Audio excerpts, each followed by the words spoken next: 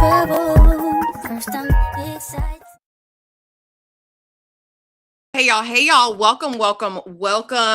I'm so happy to see everyone here. Come on in. Y'all know what tonight is. On Tuesdays, we talk A Night of the Seven Kingdoms, and we've got a special guest tonight. But let's bring out, our good sis who's here every week, same place, same time, Tyra over at Struggle Reviews TV. How are you today?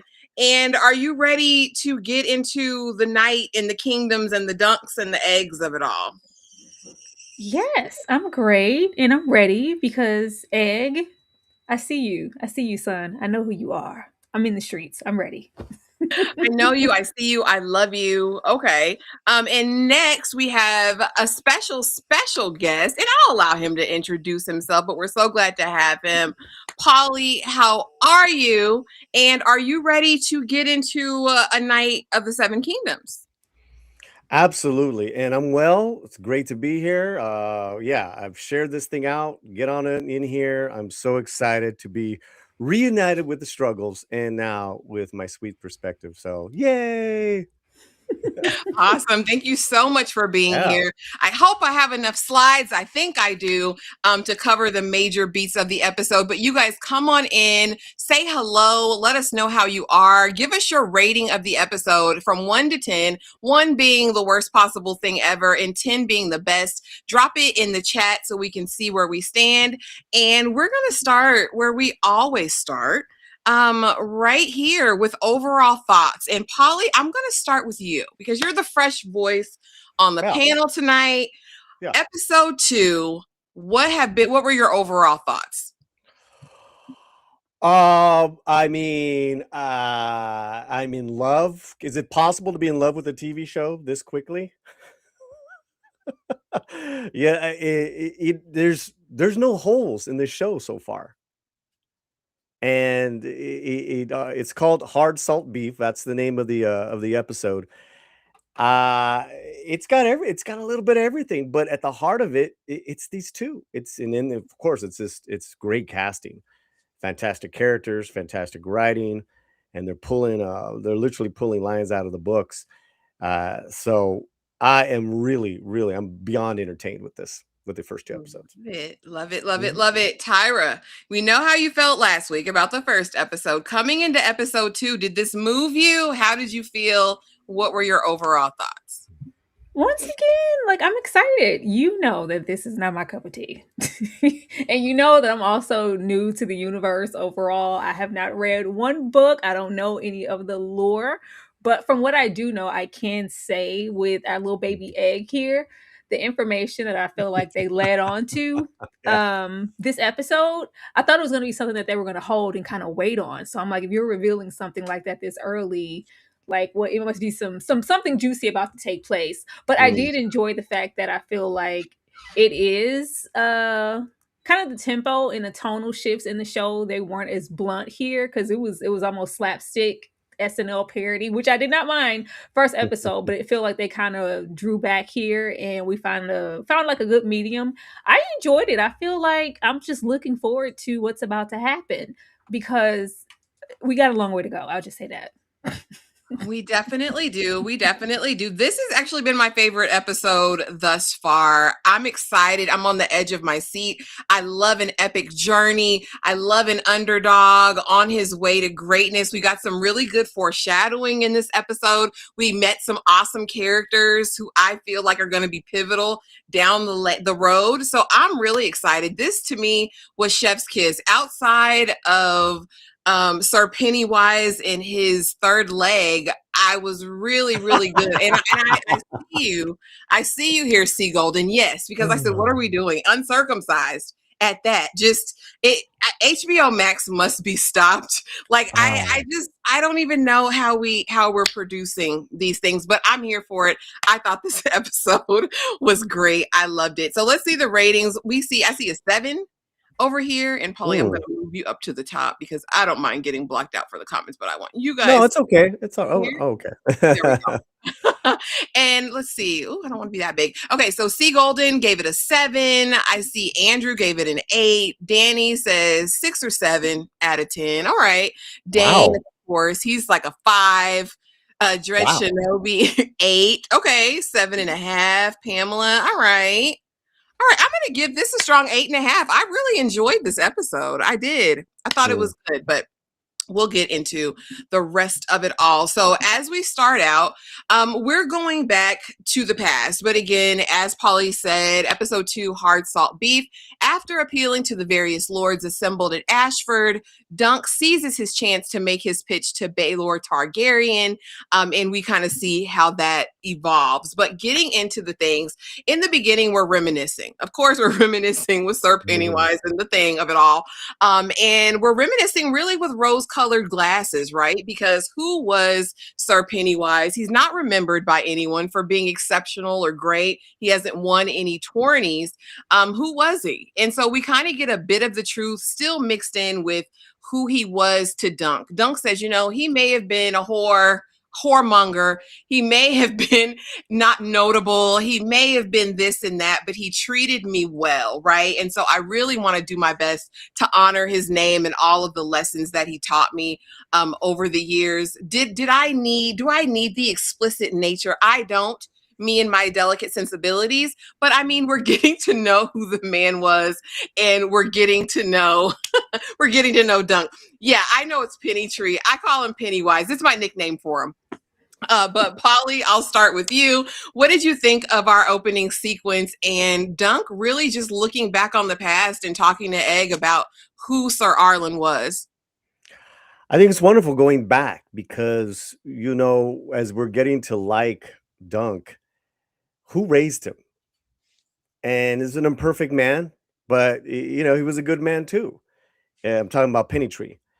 He had a lot of good, he passed down a lot of, good virtues, even though he was a scoundrel. But it is also too this thing of like lore and myth, kind of played it in the episode. It's like, hey, he won 4 battles. No, he won 7.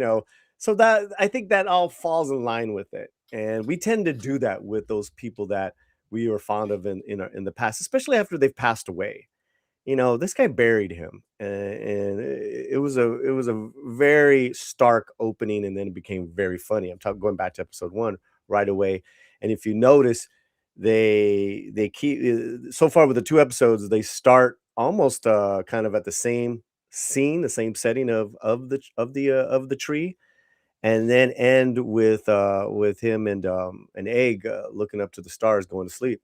Absolutely wonderful. So reminiscing with rose-colored glasses, perfect. Yeah, absolutely. So yeah, and you get a little bit more of who Penny Tree or Pennywise is. So I loved it. And yeah.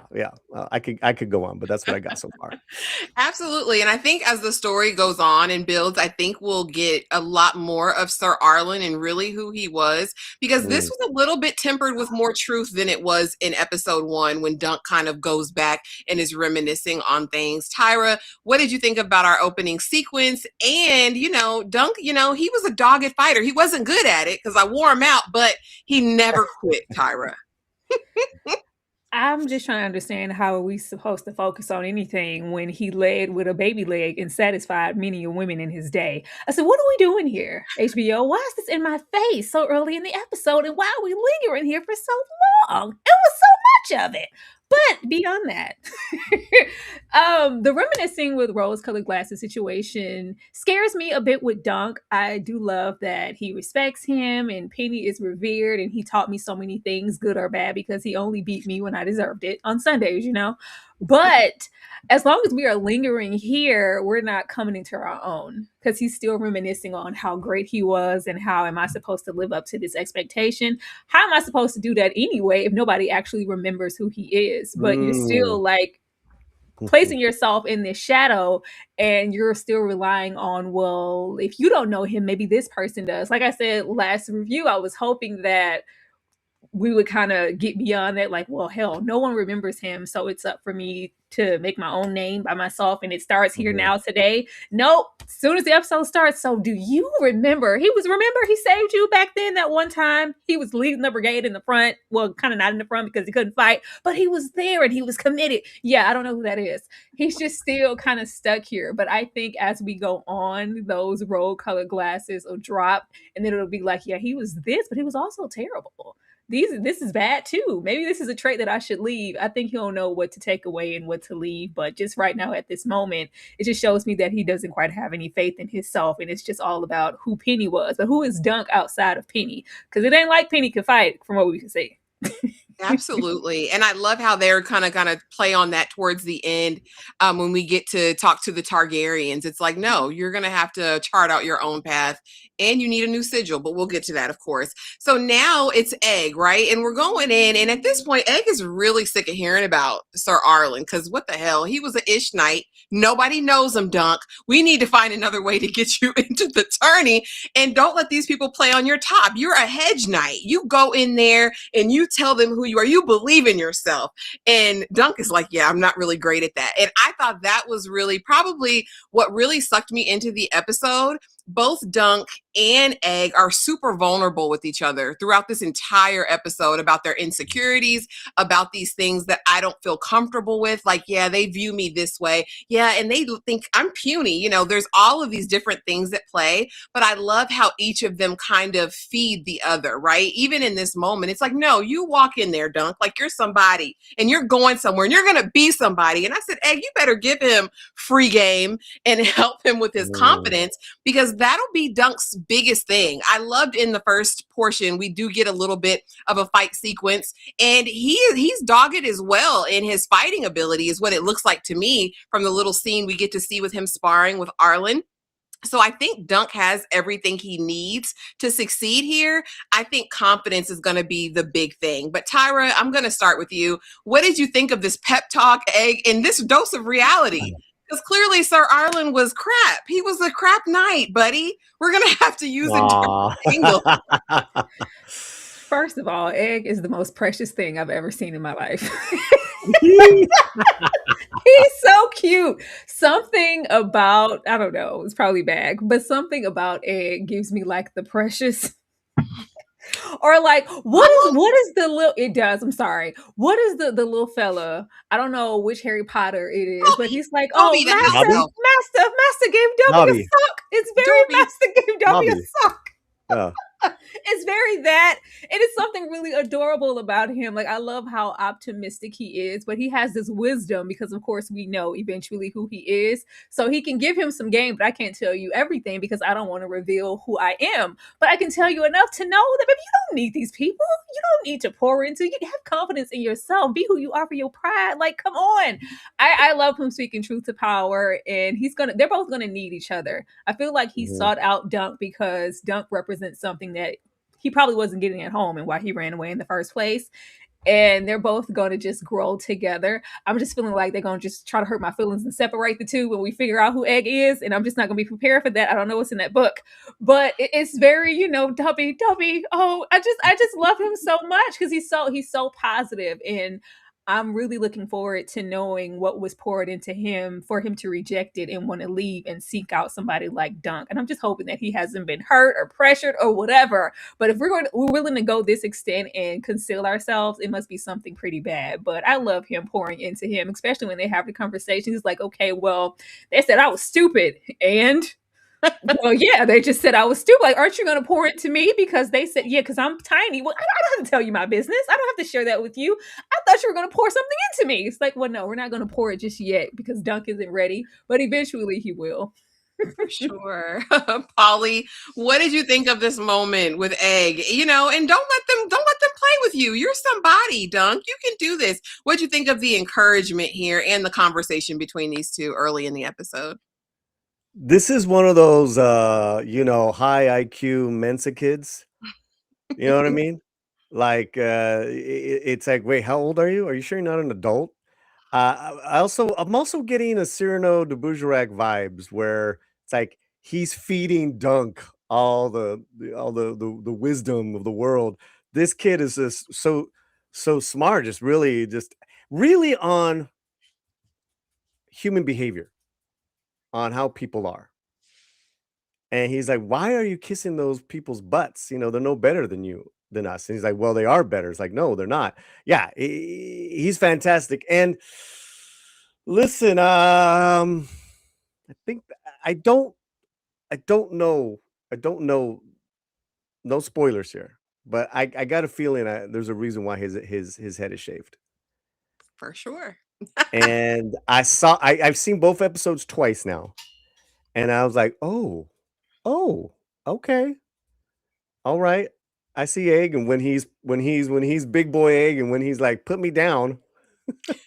But yeah, this was a great scene among many great scenes where he gives him just wonderful pep talks, and there's humor. They're just wonderful off each other. The casting is perfect.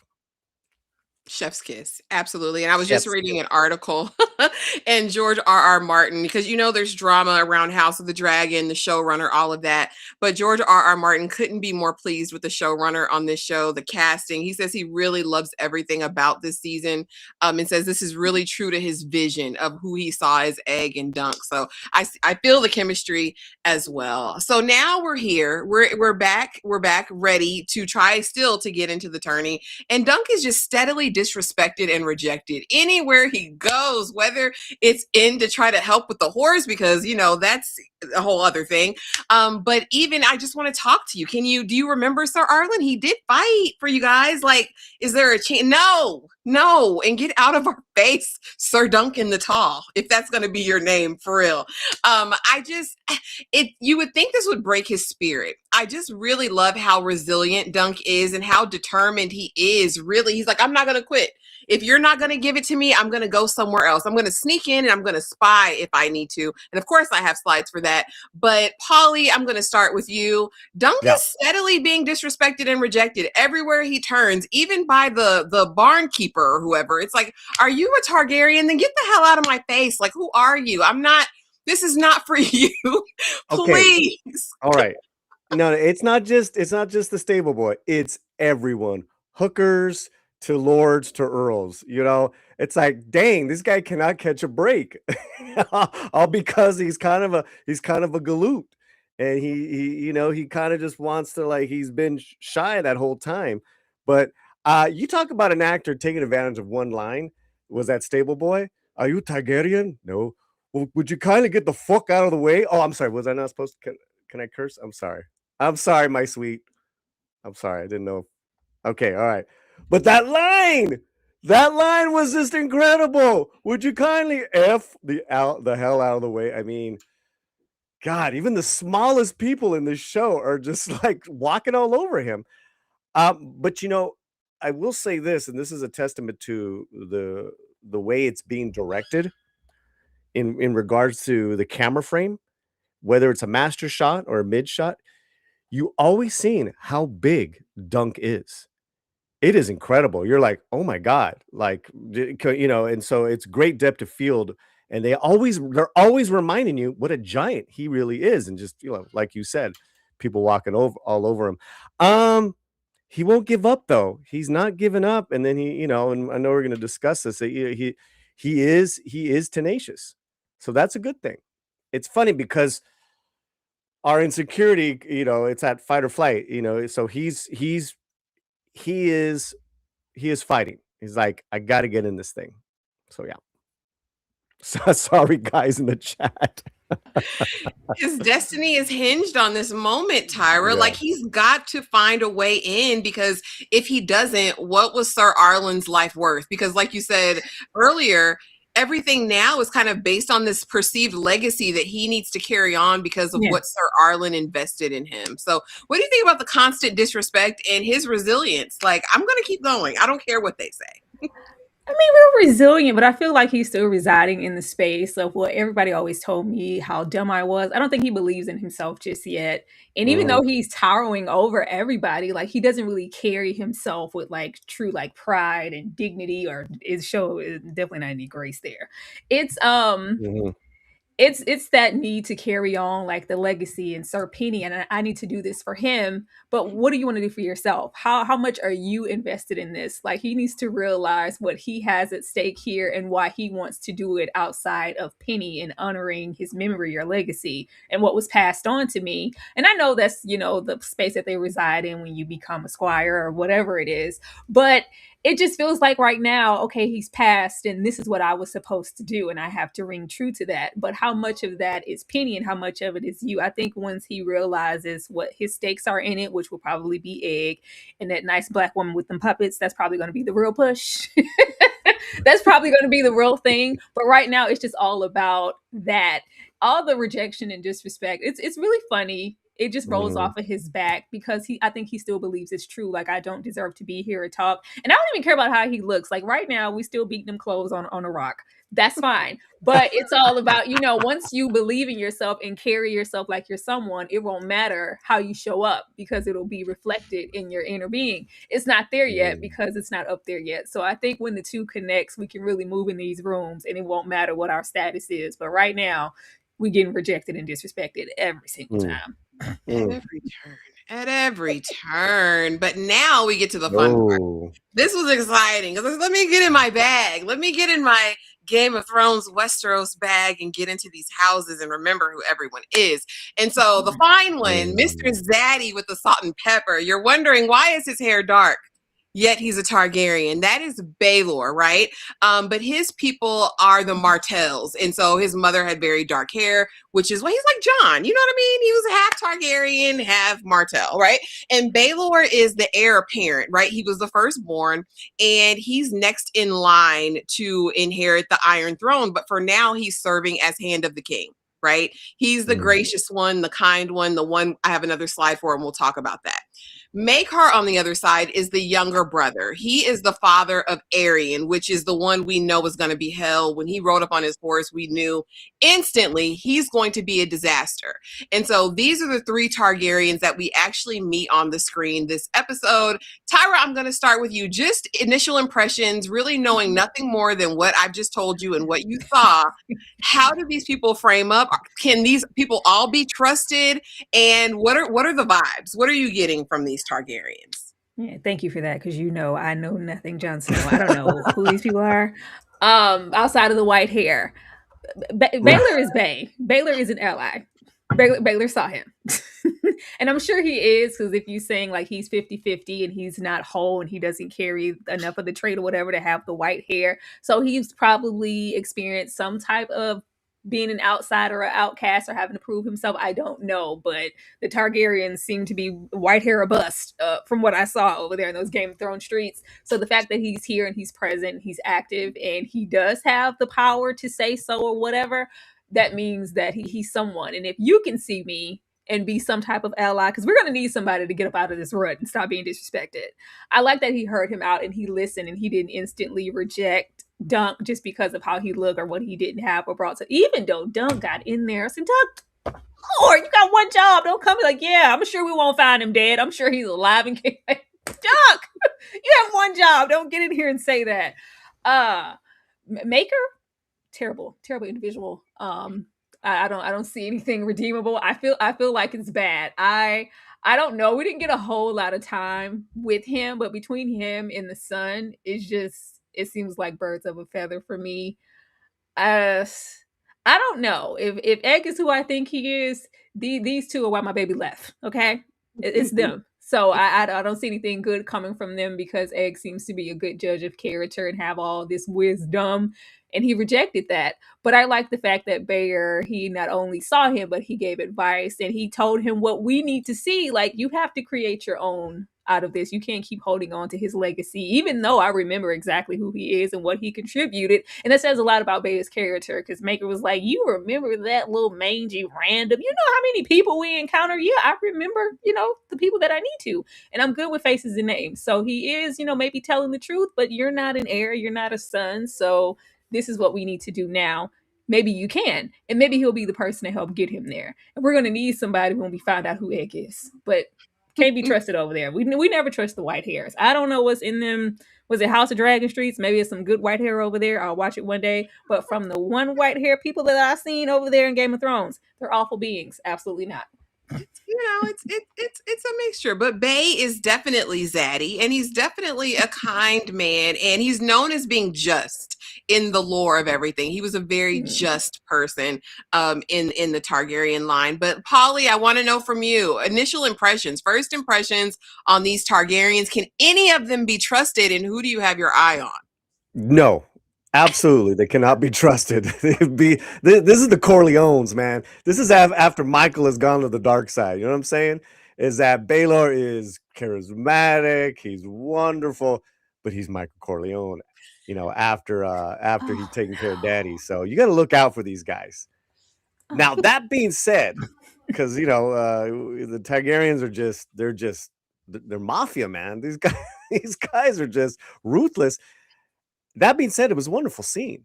It's a wonderful scene in his interactions with Dunk, Baylor, that is. So for right now, I'm going off of his, you know, just his kind of giving Dunk the audience.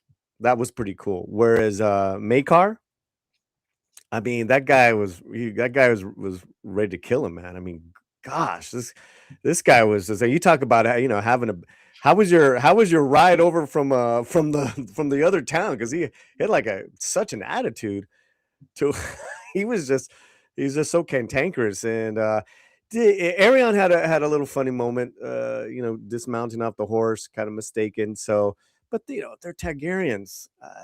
It is. There's some hearts are going to be broken, especially with Egg, if I'm seeing what I'm seeing. But going off of Baelor, listen, he's given Duncan a chance to prove himself. So that's something. Absolutely. Yeah.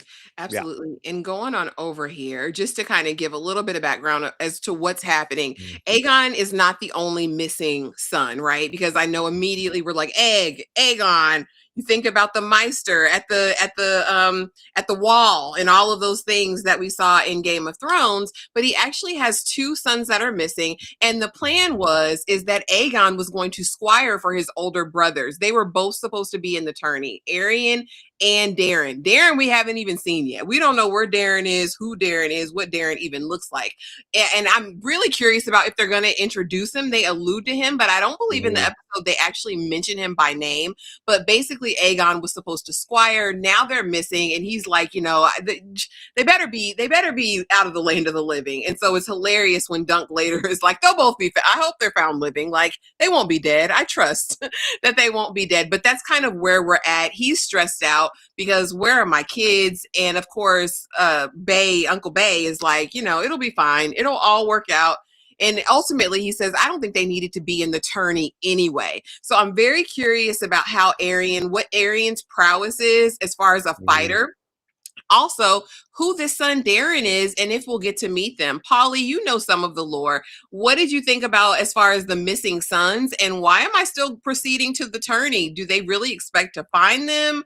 What are the vibes that you got from this? Yeah, I am a little lost in the weeds with that. I will admit it, right? So, you know, and then like kind of like, because this is like so many years after House of Dragons, correct? Mm-hmm.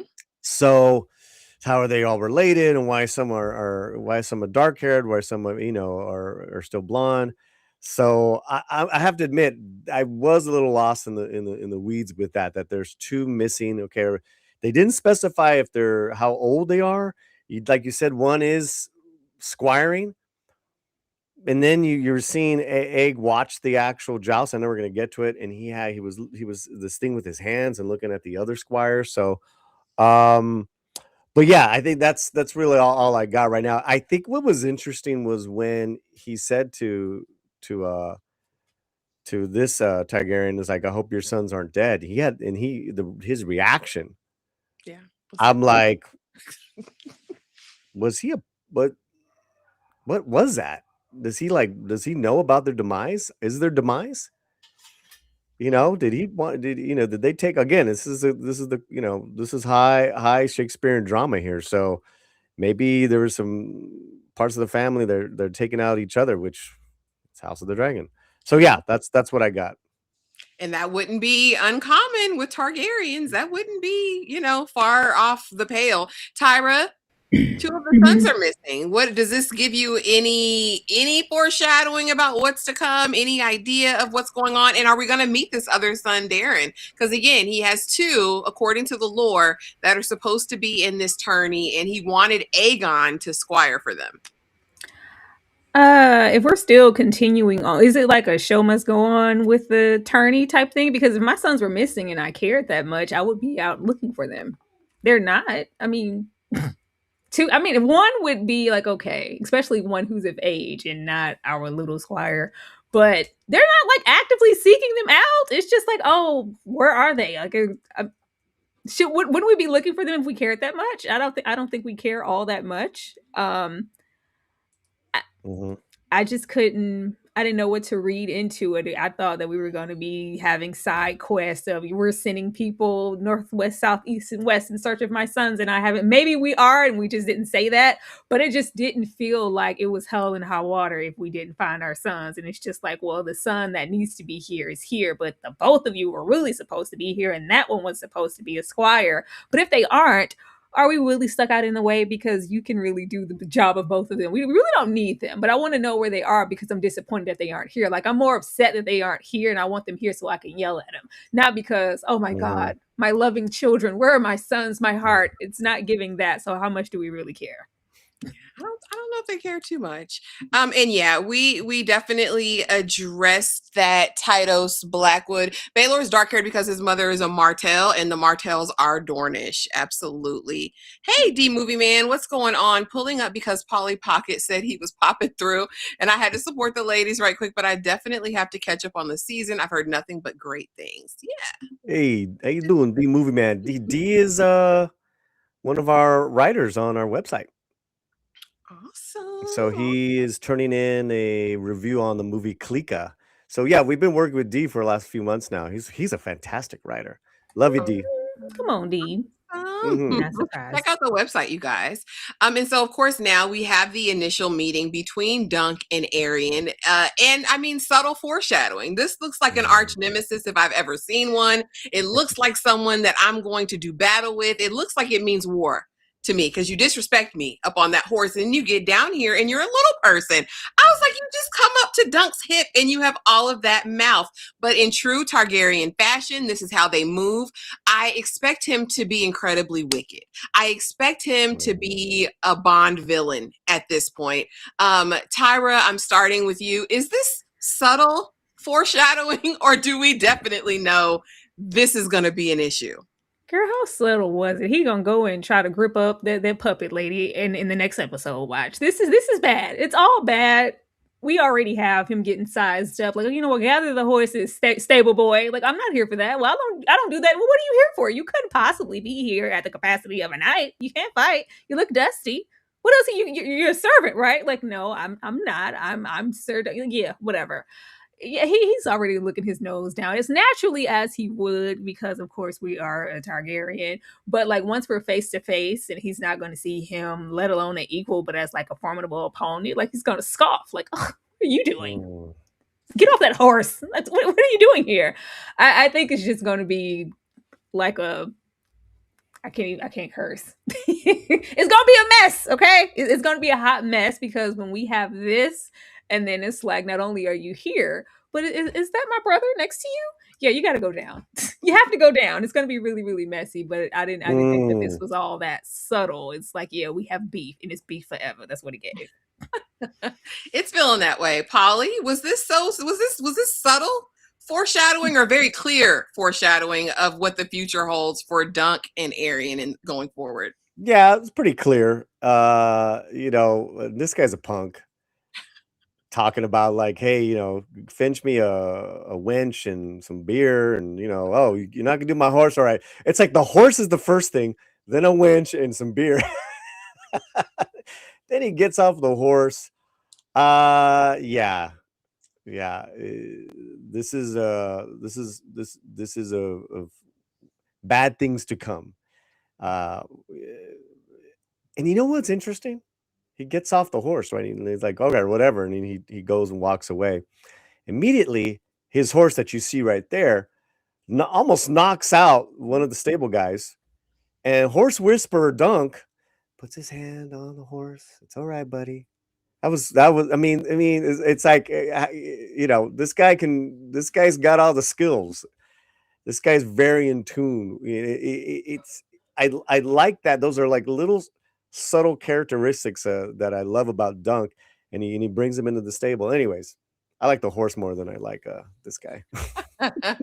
I love that. I was watching throughout the entire episode, especially on my second watch, and was really like, okay, so they're really kind of implanting or giving us the foundation for who Dunk is as a man. He's got integrity. He's got a way with animals. He seems to, have prowess when it comes to fighting, like all of these things that a good knight would make. And of course, we're gonna get some encouragement here in just a few short moments, which I thought was really neat. The Kingsguard coming and looking real Lannister-ish, though. I will say that. Sir Donnell and Sir Roland come in, and I was like, y'all are looking real Jamie. But of course, that's probably because of the garb. The Kingsguard knight, look, whatever, hasn't changed much from then until we get to the events of the Game of Thrones. But this was so encouraging to me, especially our conversation with one of the men, I believe Sir Roland. And it's very much, weren't your family crabbers? Like, how did you become this distinguished knight in the Kingsguard? And, this is your sworn brother who has a name and has a family and has a house. Like, how did this happen for you? And he's like, the same way we became crabbers. I loved this moment. I really felt like this was kind of the motivation that Dunk needed to see, like this could happen. Like, because where are you from? I'm from nowhere. Yeah, me too. Then how did you get here? And him kind of just imparting that. I thought it was so inspirational. I loved it. And like I said, I'm not mad at a Lannister moment. And that's what they were giving. They're not Lannisters, but it just felt Jamie all over again for me, But Polly, I'm going to start with you. What did you think of this exchange here? And do you think it's going to be motivation for Dunk just to push forward? Like, this too can be you in the Kingsguard. We're the audience is Dunk, right? We're the regular person, and you're getting all the different class systems, like what's going, like different places, where you can be upperly mobile, where you can't. You're getting the rules, and it's very well done with this little exchange here, and and then of course they ask, well, can you tell me where I can do a proper potty? And he's like, no, I don't know. I don't know this spot. But yeah, it was a nice exchange. I definitely want to see more of them. Did I see, correct me if I'm wrong, because it was kind of dark. Were they jousting? Did we see them later on, or they're just separate? I don't know. I didn't notice their gear, or whatever it's called. I didn't notice their armor. Excuse me. But it was dark too, so I don't know. I'm not sure. I don't think the Kingsguard does that though. Yeah, I could be wrong, but and they weren't. I feel that they weren't like dissing Dunk, like obviously like the Targaryen did. But it was like almost like one on top of the other, right? It was that scene, the horses, and then they come in. So the pacing of this, the writing, it really was keeping me on my toes. Yeah, absolutely. I enjoyed that. I enjoyed it. Tyra, please don't be no Lannisters. They're not Lannisters. We're Lannisters. This was nice. I think it would weigh on us too much if we just went through 2 whole episodes of him being just rejected and disrespected. Like, oh, like, okay. Like, okay, we get it. I like that we had this, or Bailey have some words of encouragement for him, just to know that, like, if we can do it, then you can do it too. I thought this was sweet. They look nice. I was like, where y'all work at? what part of the guard are you? You guys look really, really clean. It's like, well, if you started here and you got there, then you can too.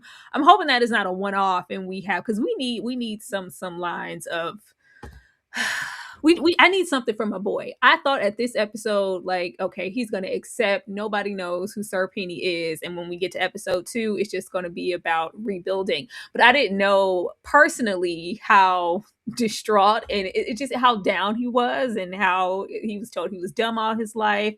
He got beat only on Sundays and stuff. He's had a hard not life. It hasn't been the best thing. So I think he's going to need all of the encouragement that he can get. And unfortunately, we can't just take it for face value if it's Egg, because you're just a little boy. What do you know? Even though Egg be dropping knowledge and telling you what you need to hear, if it's coming from a Kingsguard or someone like a Bailey or something, then it's like, oh, okay, I can believe it then. So if we're getting it and it's clicking on all cylinders from all three of them, I think that'll push and motivate him to just keep going, even if he is constantly being rejected or doesn't see any light at the end of the tunnel. But he hasn't been like, I don't feel like he's been just down on himself or in the dumps to, you know what, hey, maybe I should give up now. He hasn't displayed those qualities yet. So I'm scared of what it would take for him to be like, okay, maybe I need to walk away, because if it hasn't been all this constant rejection, it must be something pretty bad. Mm. Okay. But yeah, so the one on the left is Donald of Duskendale, and then the other is So Roll and Crackle. And again, So Roll and Crackle was the one who were crabbers and made their way and all that. But I loved it. And if you know about the lore as far as what's going to happen with Dunk's character later in life, I kind of love to see this on the screen. I thought that was really cool. And so now finally we're in the actual meeting with Bay, with Baelor Targaryen. And of course, you guys kind of covered this, a hand up and some advice. And I love this because I do think it's pivotal to Dunk's narrative, in that, like Tyra was talking about earlier, I have to let some things go from the past, and I have to embark on this new journey with my own name, my new sigil, my own crest. Like, this is going to represent who I want to be going forward. I love this moment between them, even though we have brother on the side, Makar, being a hater during the whole interaction. I thought this was another moment of encouragement. And for the most part, we've seen Dunk be surprisingly upbeat, considering everything. Later, we're going to see that crack a little bit. And of course, we'll talk about it. But did you want to add anything else to this? I know we covered this already earlier when we were introduced to the Targaryens. I love when the little teenagers say, "You just about as dumb as a box of rocks." Like, let me get out Big this and hallway. dumb. Do you know what this means? Like, they didn't kill people for less. They started wars for less. What do you do? You know what? Let me get away from you, because clearly you're dumb. I Big hope and that, like I dumb. said, I hope this is an olive branch, because if we could remember Sir Penny, who had his shortcomings in more ways than one, if you have someone here as respectable and noble and just nice, and he just seems to have all the qualities outside of the other existential things that he needs as a knight to really become just full blown in his pocket of who he is. I think he's going to be revered and remembered, because it's like, if you remembered Sir Penny, okay. So Sir Penny didn't seem from what we've seen too much to write home about, but he remembered him. You're going to remember him, and if we can get over here with Dunk and he leaves me something to remember, he might want to, use him or have ties to him in some way that benefits him later on. So I think that this relationship can grow to be something really important, because he took out the time to hear him out, and he didn't have to. Absolutely. I loved it. He was like, I think I really enjoyed Baelor respecting the space and where he was. And it's like, no, brother, this isn't our space. We're not here just for us.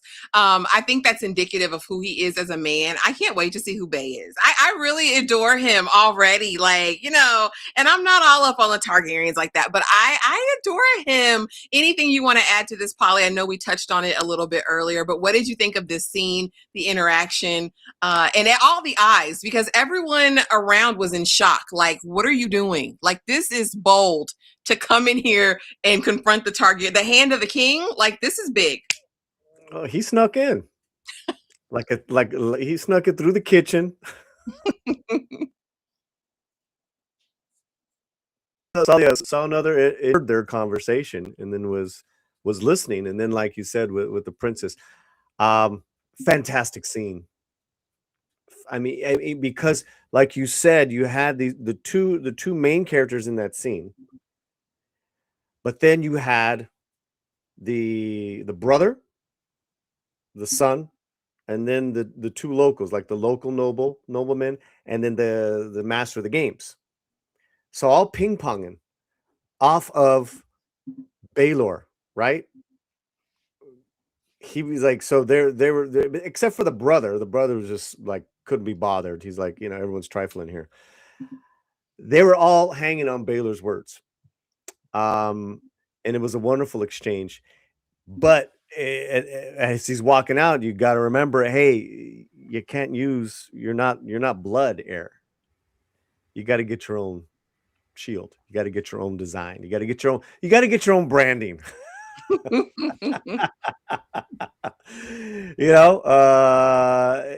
yeah, that was a really wonderful scene. But I gotta say, and I hope I'm wrong, I just don't want your heart to be broken when Baylor comes out, Sonny Corleone style. You know what I'm saying? Well, but I hope you're wrong. I was hoping that I hope this I'm wrong. I isn't hope I'm wrong.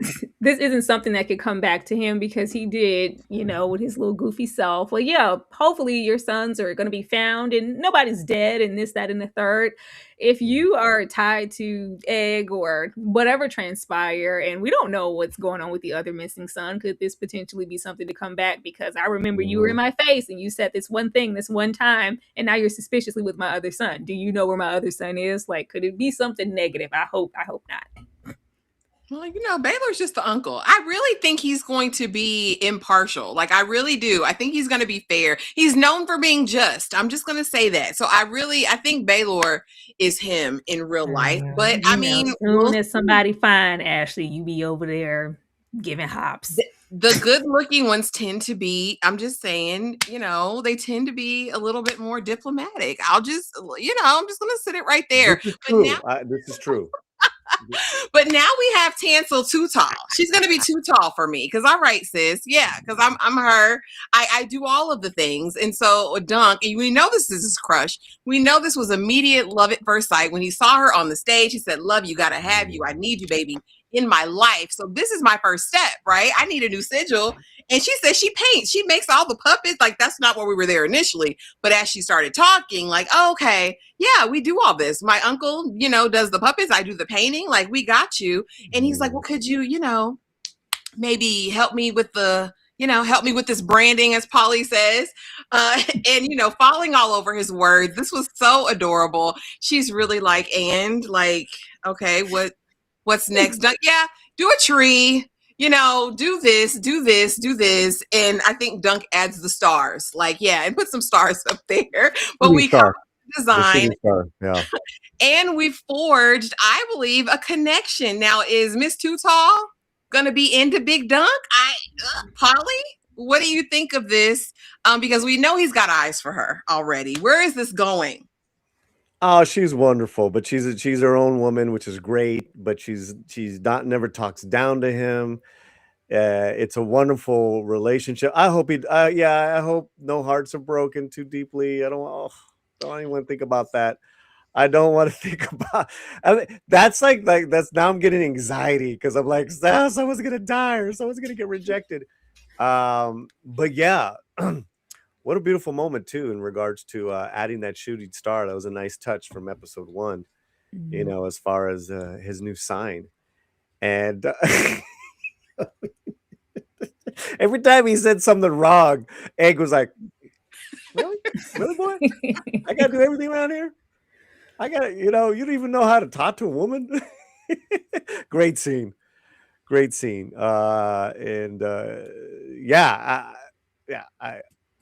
We'll see. I just hope he, no hearts are broken, and it would be really nice, and good job on casting too.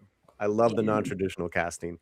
Wherever I can take it, I'm down with it, and it feels organic, and bravo to that as well. Absolutely. I like the vibe. I like the chemistry. I liked Egg. Like, to your point earlier, Paula, where you said Cyrano de Bergerac. I was like, yeah, he's going to have to feed him this game because Dunk doesn't have it on his own. Like, Egg is that one, and Dunk needs him in this moment. Tyra, what do you think about this? Do you feel the chemistry between Miss Too Tall and a Big Dunk over here? Is this going somewhere, or are we going nowhere fast with this connection? I mean, with the help of Egg, like, Lord, can you walk and chew gum at the same time? Egg's like, yeah, and a tree. You know the tree? Yeah, can you add some? Can you do it? Like, can you spit a little game? Oh my gosh. I really love Egg in this moment because he comes through with the assist, like, oh yeah, guess he's not gonna say anything. I've never seen flames like that. Is that pollen? Like, yeah, like, can you add something to the conversation, Doug? Please, I can't do it all by myself. He's gonna need him. The chemistry is nice. You know, we always have to have a Tansel or damsel in distress. They about to try to take her through there. Mm-hmm. Damsel in distress. Look at you. They are. They're about to try to take her through there. We I know what love your she's witty here for. wordplay, girl. she's a catalyst for something. I hope it's Yeah. nothing too bad. But like I was saying, Dunk needs that push. And it's going to be like, oh, okay, now I have something and someone to fight for outside of myself. And I think it's going to be Egg in Tansel here.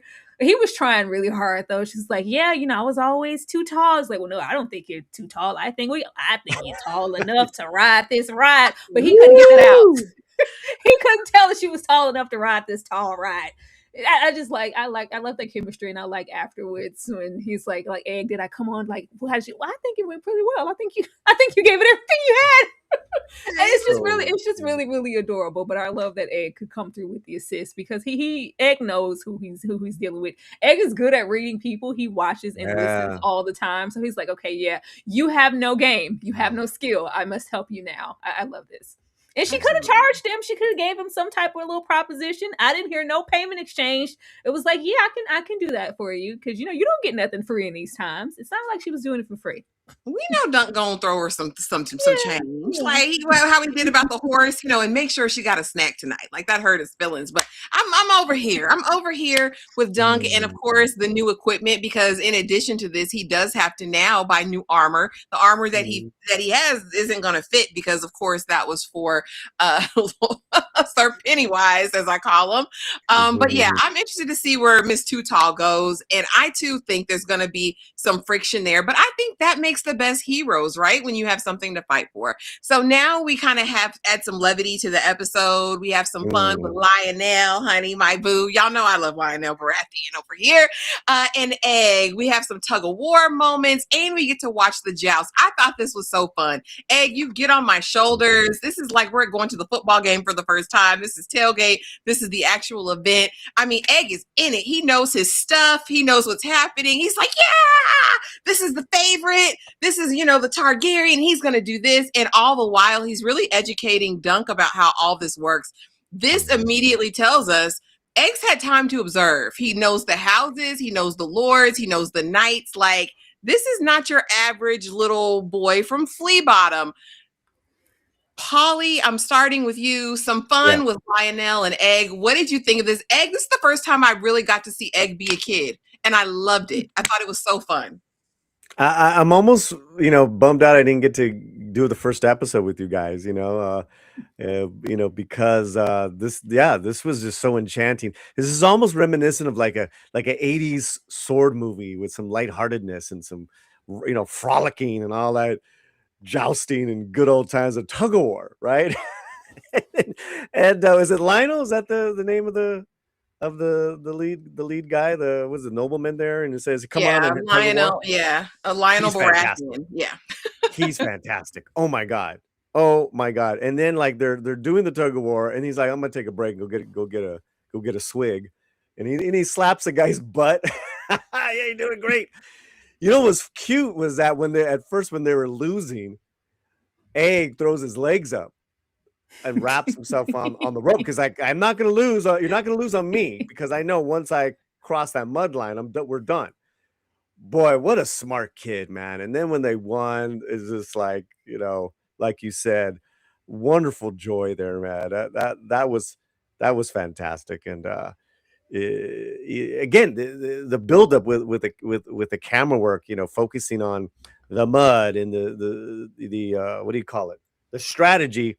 And then you see Dunk just digging with his feet, and it's like, I'm gonna carry all you guys. Oh, fantastic, man.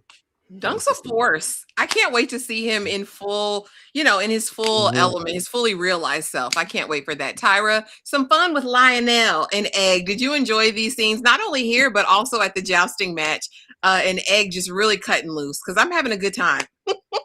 Look at here, Lionel. We're paying it forward right now. When I pull up and I need you for something, you better help me.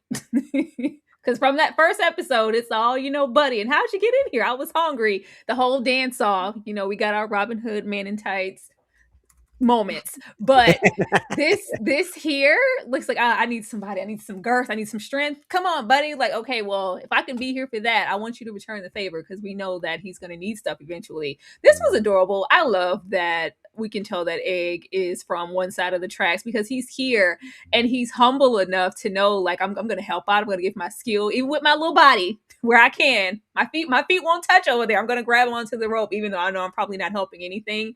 But you can tell that he's from a certain echelon. He's like, oh my God, there's a bug in my cider. Like, I can't drink that. There's a bug in my cider. That's right. That's adorable. And even like getting into the match and the host like, that was a little grotesque. The biting off the head of the fish, that was a bit much, a bit performative for me. If it was me, I was making the calls. I maybe wouldn't have done that part, but lovely match. Oh boy, won't you say? Like, he's been out there. Egg has been out there. Like the motion, he's like, if you don't kick like this is like, oh my God, if you would have just raised your head and kicked twice, you would have won. I'm telling you the things I know. But it's enough, clues to tell us who Egg is and where he's been to know these things. And it's like, okay, yeah, that's enough. Get me off your shoulders. I don't want anybody to notice me up here.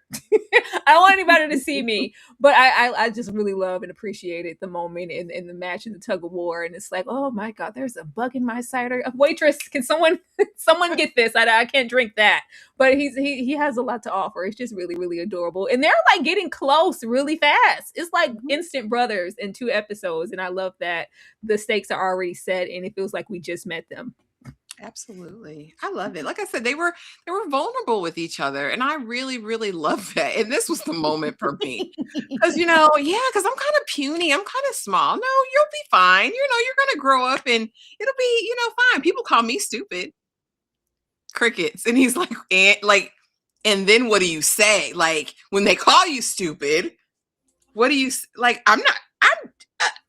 like, Dunk, please. Basically, I just take it.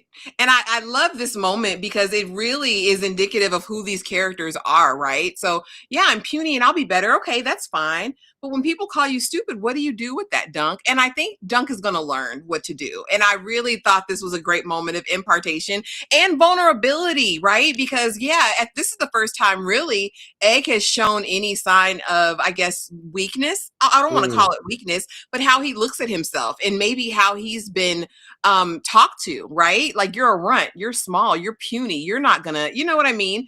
And so I really like that he felt comfortable enough with Dunk at this moment to know that. And they always talk about kids have this sixth sense when it comes to people who to trust and who are really good people. And I love that he feels comfortable with Dunk and vice versa. Even at this moment, I can tell Dunk will do whatever to defend and make sure that Egg is safe. I thought this was a funny moment, but also a very telling moment of who both of these characters are. And I liked how Egg was able to open up. Tyra, I'm starting with you. People call me stupid. They call me stupid all the time.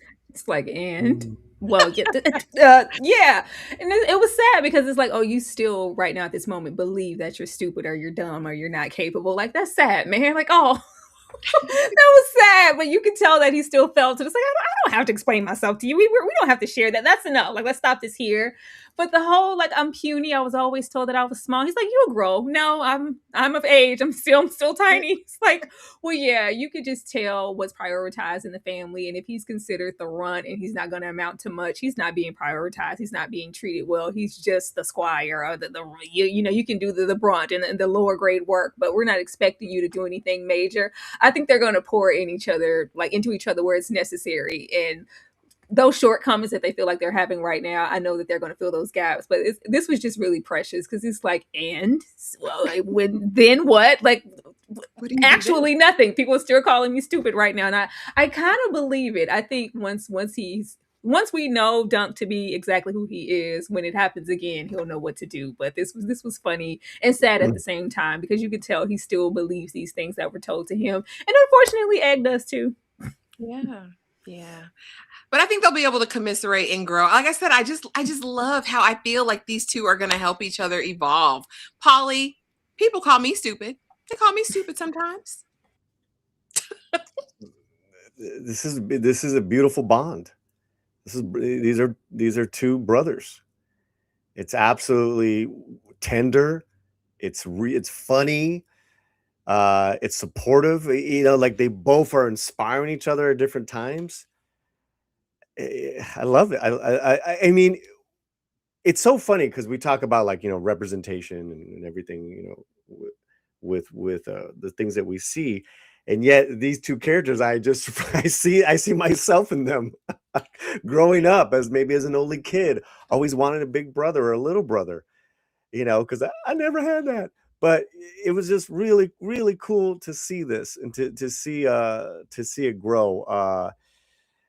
And knowing what I know, this is going to have a profound effect on the entire universe of everything, this relationship, which is amazing because the way that they are presenting this, my sweet, like with in a lighthearted approach where you're just like, oh, these guys actually change the game. Yeah. So yeah, I want more of this. Again, that's why I'm just like so in love with this show. It begins and ends with these two guys. Absolutely. And we needed this. I think the universe needed this because again, I was kind of caught off guard because I hadn't read the tales of them. I hadn't read A Knight of the Seven Kingdoms yet. I think I've only read like a couple chapters even at this point, and I was like, what are we doing here? But then as it kind of evolved, I was like, oh, okay, this is what we're doing. This is fun. This is nostalgic. It feels good. And I do think the universe needed it. But we really kind of, after this point, during the joust, get a really sobering moment for Dunk. And I was like, is Dunk having PTSD? I was like, what is happening here? Like he's flashing back to scenes with Sir Arlen and he's kind of going through the motions. And we have this conversation with Egg when it's all said and done. And he's like, you know what? He was a hard man. I'm not going to make any qualms about that. He was never a champion. He was a whoremonger. He was all of these terrible things, but he still was good to me. And he raised me to be a good man, and he raised me to have integrity. And they don't even know his name. It was like really this kind of this sobering moment, and almost a vow that he makes at this point. Like they're going to know what his hands wrought.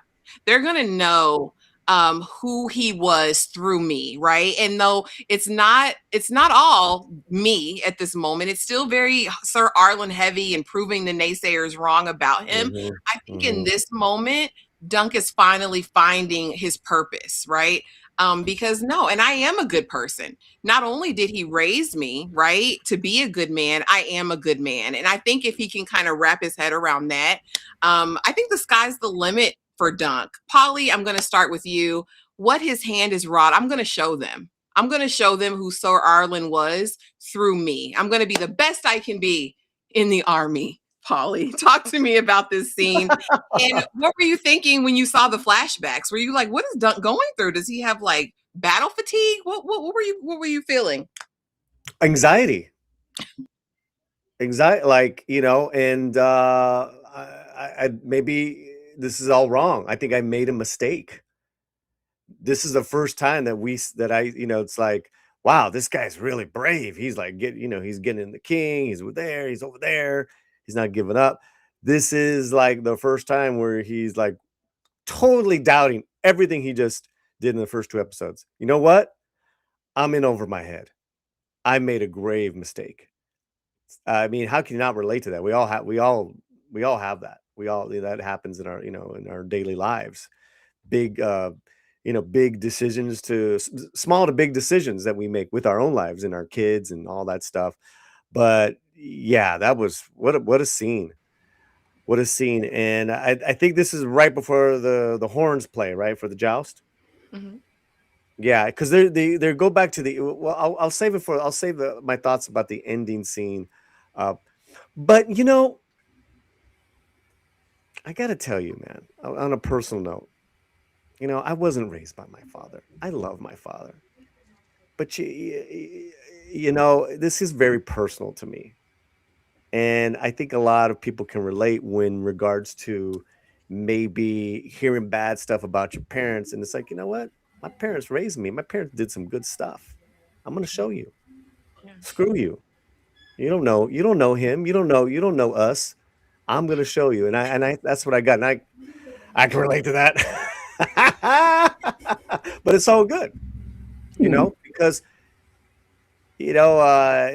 our parents just did the best they could with what they had, and you definitely saw that with Pennywise. I love that you call him Pennywise. So yeah, that's those are my feelings there. I love it. Tyra, what his hand is wrought. I'm gonna show them because they don't even remember his name, and he raised me, and I'm a good man, Tyra. It was a little piece of I'm a good man, Savannah, but some of it was, do I really want to do this? Like, do I really want to do this? It was like Sir Penny's life flashed before his eyes. Like, you did all of this. You got the infection, you died, I buried you, and now what? No, nobody remembers those deeds. Nobody remembered anything, that you've done. Some people don't even consider you worth remembering or a good person. Like, how do I want to be remembered? How is this going to affect how I continue on and how I maneuver in this space? What is it all for if nobody remembers you? So I think it's, scary, but it's also what can I do now to make sure that I'm not forgotten and it's not all for nothing once I'm dead and buried and gone. I thought it was a nice scene. I was glad that Egg was there. We all need an Egg in our life. I was glad that he was there and they could, find and confide in each other in that way. I thought that was just really, really precious. And Egg just giving, Egg be giving sound advice, boy.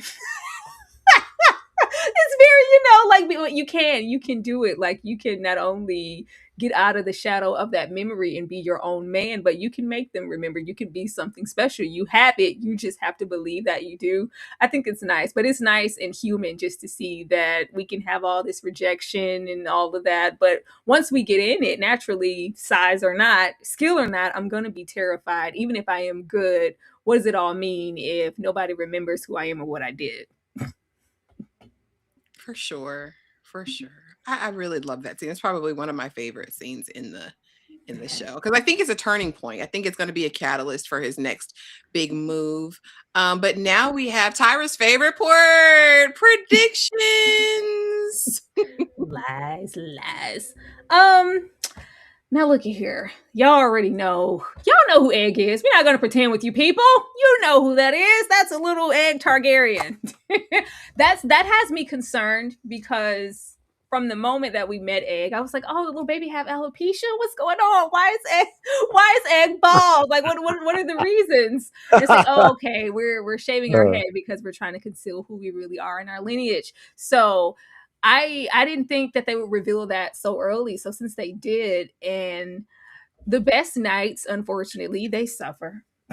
They have suffering beforehand, and then they become, even better than they were before. But a lot of the times it's due to loss.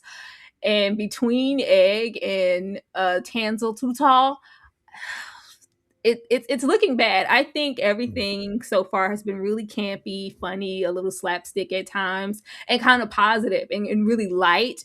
I think we're going to be in for like some harsh things. And it's like, whoa, I didn't expect this from this show. This isn't Game of Thrones. What are we doing here? I think that they're trying to make us feel safe and they're going to snatch it. And then we're not going to be safe in the characters that, I don't want anybody to die. I don't want anybody to die. I don't want anybody to die, but we know where these universes tend to go. I don't want that, but I feel like we're getting a false sense of security and all this bonding and brotherhood and all they're so precious and supportive of each other and they're just going to be great. But we're great until the moment in the revelation of who Egg really is. What's going to happen with that? What's going to happen with Tansel Tutal and that relationship? Once things are taken away, we are properly motivated and we fight harder than we ever have before. We train harder than we ever have before. But I'm nervous as to how far that's going to go and what we're going to do to some of these characters we met to get Dunk where he needs to be. Oh, we shall see. Polly, any predictions either on the next episode or just the remainder of the season? Well, I predict there will be a third episode and we will watch it. and we will not explain. Listen, one of the characters that we have grown fond for, they're gonna break our hearts. And I just hope they don't mess with the novellas too much.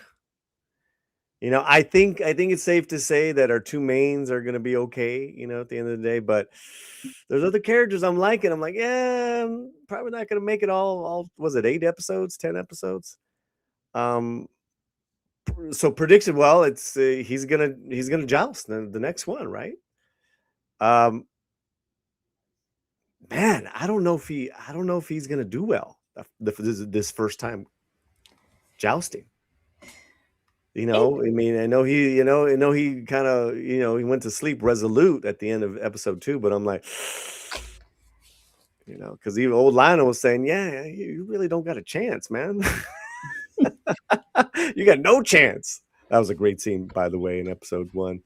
Okay, I got a prediction. I have a prediction. Okay, Dunk and Too Tall are gonna dance. And Dunk is gonna show his chicken wing moves, because that's some of the greatest dancing I've ever seen on TV. The Dunk chicken wing. Oh my God, I loved it. All right, there you go. That was so fun. You guys, that was episode 2, A Night of the Seven Kingdoms. And what a fun discussion. Polly, I'm going to give you the floor. Let the people know who you are, where you are, and what they can expect from you. What you got going on? Oh my! Hey, well, first of all, thanks for the invite. It was really great. I had a great time, and I really love this show. With the slant, I just put up on our YouTube channel a rant that I'm doing, because there was an announcement of a character rewritten that's in a new film by Safdie, with the Josh Safdie, and I got some very strong feelings on the race swap that they did, because it was Mexican and now she ain't Mexican anymore, and I have some very strong opinions about that. Check out that video, and then you can catch D Movie Man's and all our written film reviews on the latinoslant.com. Thank you so much. Awesome. Thanks for being here. And you guys, Tyra and I have another live right now, like in 1 minute. So we will see you over there to discuss 90 Day Fiance Before the 90 Days, episode 8. So come on over there, be there, be square. Polly, thank you again for coming through tonight. We appreciate your addition to the discussion. And y'all have an amazing night. Subscribe to everyone you see here on the panel. Be sure to hype it up. If you have some hypes left, save us some hypes, y'all. And do all of the things. And we will see y'all in the next video.